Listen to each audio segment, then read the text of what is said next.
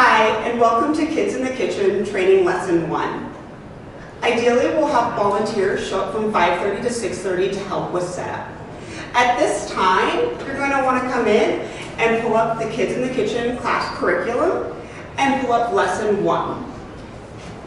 Here you're going to find the script for the class that day. The script outlines everything that you need to pull for supplies and also what you need to go into the market to find as ingredients that match our lesson plan. You're also going to find the handout, and you're going to want to make 7 to 10 copies for participants. And you're going to also notice that our handouts are a lot more interactive now, so keep in mind that you're also going to need to bring pens.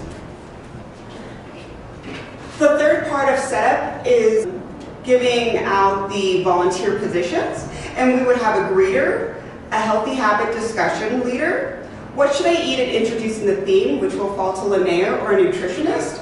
Then we're going to have a prep at the snack station, a cooking leader, an activity leader, and a small groups leader that will figure out the day out.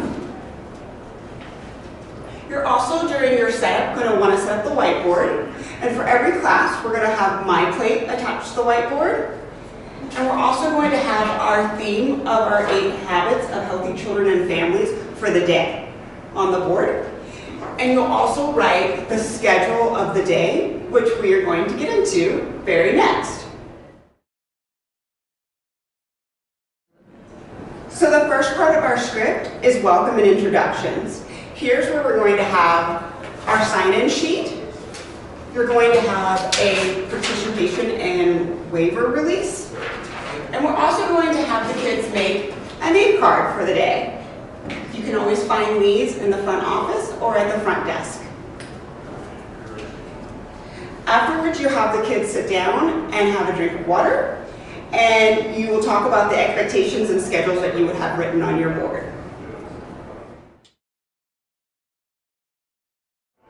Our second part will be the handouts and the icebreaker question.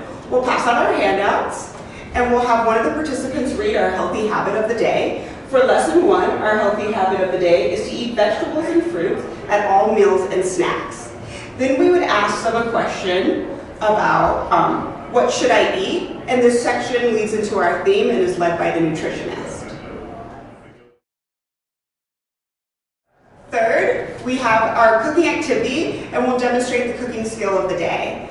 Part of what's incorporated in the new Metro Caring Kids curriculum is this cooking skill that we focus on in the lower right hand of the handout. And for lesson 1, we'll be looking at pitting skills. So when we go down to the market, we'll look for fruits that have pits.